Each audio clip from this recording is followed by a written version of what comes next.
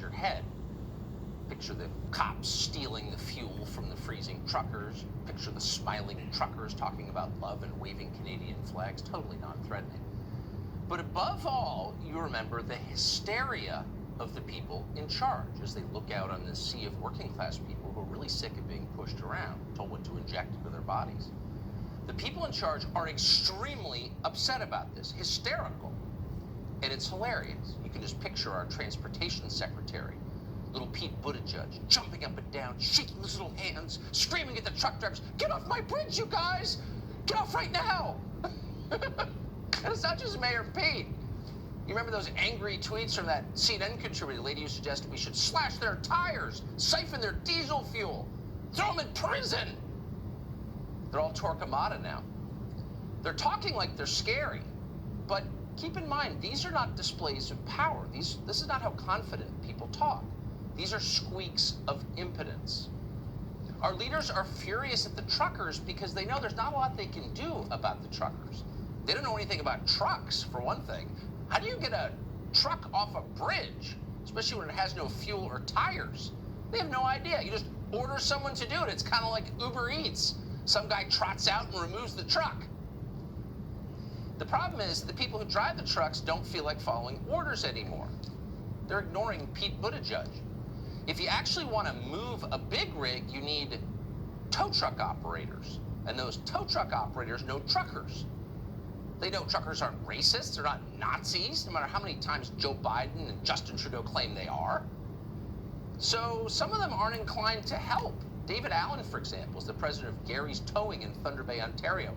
He told Canadian media, quote, "We have all the capabilities on our tow trucks to do it, but I don't think anyone would want to."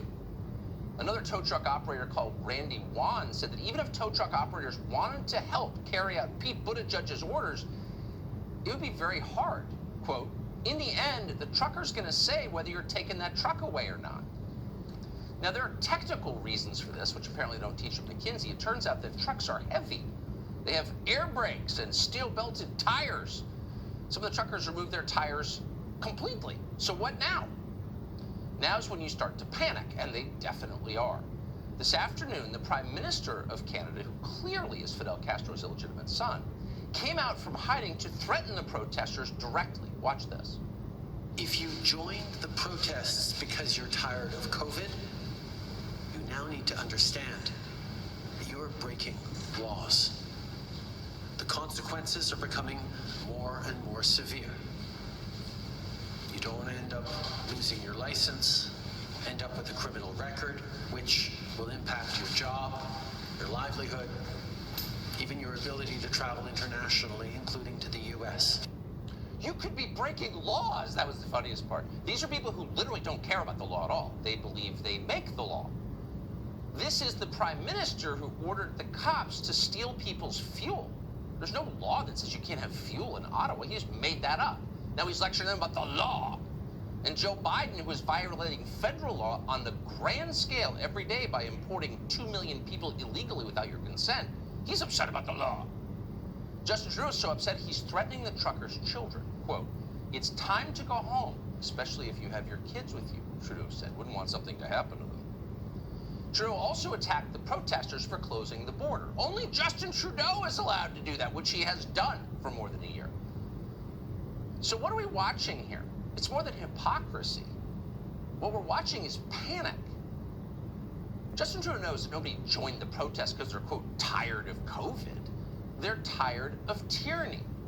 They're tired of being told to inject something into their bodies that they don't want, whose long-term effects cannot be known, sold by companies that are protected, that have immunity from public recourse. We also know that what they told us to do didn't work. The lockdowns didn't work. Johns Hopkins came out and said it the other day, pretty conclusive. That's what people are mad about. They want their freedom back. They're not tired of the virus. They're tired of the leaders who use the virus to give themselves more power. And they're still doing it. Here's Ontario's Premier, Doug Ford. He announced today that instead of lifting his province's useless mandates, he's going to steal the truckers' money, fine them, and then send them to jail. There will be consequences for these actions, and they will be severe. We've already started by going after the money funding the illegal occupation. Yesterday, an Ontario court granted our request to freeze the funds from Give, Send, Go for the convoy. Fines for non-compliance will be severe, with a maximum penalty of $100,000 and up to a year imprisonment. We will also provide additional authority to consider taking away the personal and commercial licenses of anyone who doesn't comply with these orders. When you start making threats like that, you've already lost. What you're showing is that you're impotent, and that's why you're unreasonable. That's why you're hysterical. That's why you're waving your arms around telling people they're going to prison. When you start stealing things from people outside the law, speaking of the law, everybody knows you're weak. So keep in mind the truckers raised $10 million on GoFundMe. That's a California company, but Canadian politicians had that effort shut down.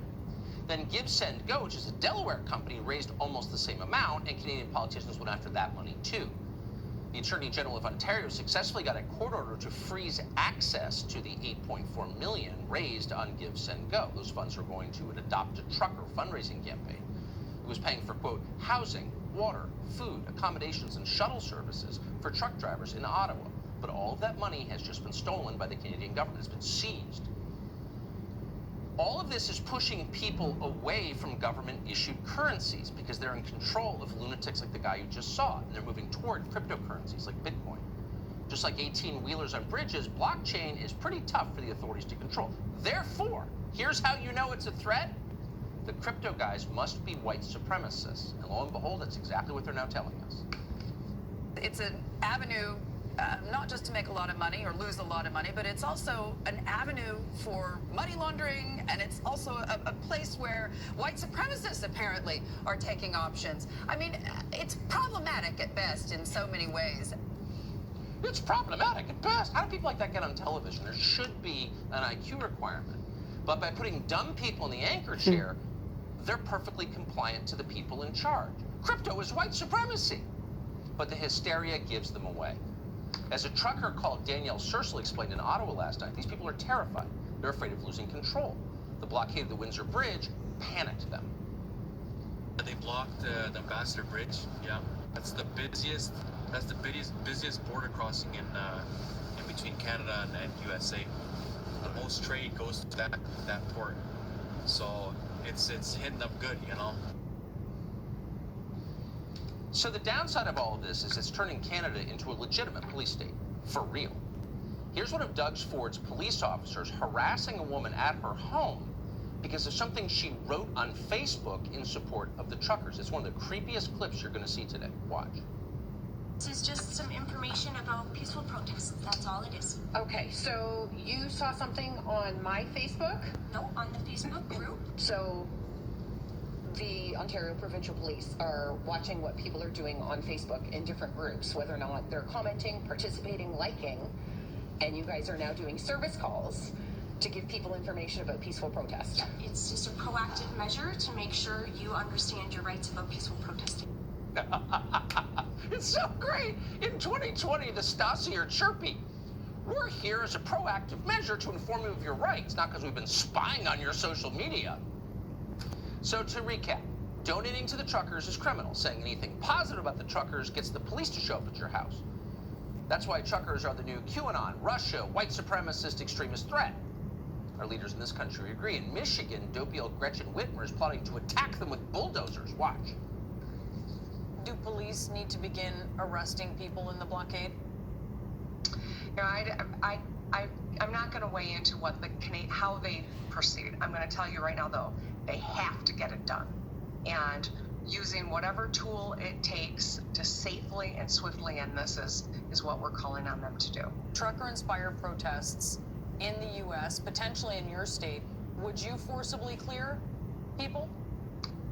Brianna, if people are breaking the law, obviously we'll assess it at the time, but we are working very closely with our federal partners and the state police. The fact of the matter is we're going to do everything we can to prevent that from happening in the first place. Working closely with our federal partners, says the human mask lady. Keep in mind, they're not talking about ISIS. These are truck drivers, the people who bring you food. They're unarmed, they're waving Canadian flags, talking about love. A lot of them brought their kids. Should CNN's national security contributors, the neoliberal politicians who are attacking them, really weigh into this fight? No, because they can't win it. One side is too sympathetic.